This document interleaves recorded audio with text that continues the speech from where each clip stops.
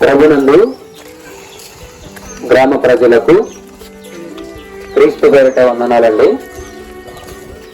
ఈరోజు భూమి మీద బ్రతుకుతున్న ప్రతి మనిషి దేవుని వలనే బ్రతుకుతున్నాడని, దేవుని వలనే పుట్టాడని ఈరోజు ప్రతి మనిషి కూడా మరిచిపోయాడు. భూమి మీదకు పంపించిన దేవుడు ప్రతి మనిషిని ఎలాగ పంపించాడు అంటే, యథార్థవంతుడుగా భూమి మీదకి ప్రతి మనిషిని పంపించాడు. కానీ ఈరోజు ప్రతి మనిషి ఎలాగూ బ్రతుకుతున్నాడంటే, యథార్థతను విడిచిపెట్టి ప్రతి మనిషి కూడా పాపంలో బ్రతుకుతూ ఉన్నాడు.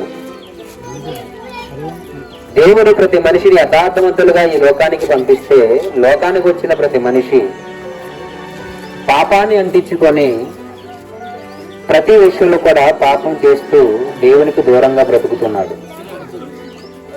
ఇలా బ్రతికి దేవుడిచ్చిన కాలాన్నంతా కూడా వృధాపరుచుకొని, దేవుడిచ్చిన కాలం ఎంతకాలం ఇచ్చాడో ఈరోజు భూమి మీద బ్రతుకుతున్న ప్రతి మనిషికి తెలియదండి. 60 సంవత్సరాలు ఇచ్చాడు, 70 సంవత్సరాలు ఇచ్చాడు,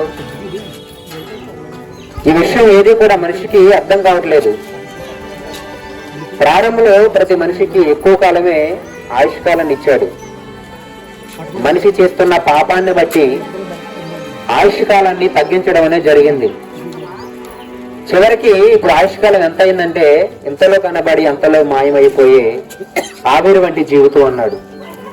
ఈ ఆవిరి వంటి జీవితంలో దేవుని కోసం ఎంతవరకు నువ్వు ఈ ఆయుష్కాలాన్ని ఖర్చు పెట్టగలవంటే ఖర్చు పెట్టలేని పరిస్థితి అండి. కనుక ఈరోజు అనేక మంది దైవ సేవకులు, అనేక మంది సహోదరుల ద్వారాగా ప్రతి గ్రామానికి తిరిగి, ప్రతి పట్టణానికి తిరిగి దేవుని మాటలు వినిపిస్తుంటే ఎవరో కూడా వినుకోకుండా చులకన భావనతో హేళన చేసే పరిస్థితులు ఈరోజు కనబడుతూ ఉన్నాయి. అంటే దేవుని మాటలను పట్టించుకునే పరిస్థితి అనేది ఈరోజు మనిషికి అర్థం కావట్లేదు. పట్టించుకొని పరిస్థితులు అనేది ఏమాత్రం కనిపించట్లేదు.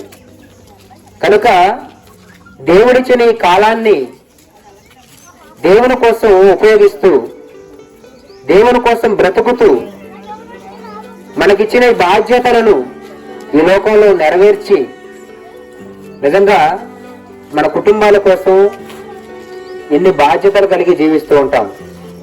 కానీ మనం బ్రతకవలసినది దేవుని కోసమని, దేవుని ఇష్టాన్ని నెరవేర్చడానికి లోకానికి వచ్చామన్న సంగతి మనిషి మర్చిపోయి ఈ లోకం కోసం బ్రతుకుతూ, కుటుంబాల కోసం బ్రతుకుతూ, భార్య పిల్లల కోసం బ్రతుకుతూ కాలాన్ని వ్యర్థపరుచుకుంటున్నాడు. అందుకే నిజంగా ఈ లోకంలో దేవుని కోసం బ్రతికే వాడికి, దేవుని కోసం జీవించాలనుకుంటున్న వారికి బైబిల్ గ్రంథం ఎన్నో సెలవులు ఇచ్చిందండి, ఎన్నో జాగ్రత్తలు ఇచ్చింది.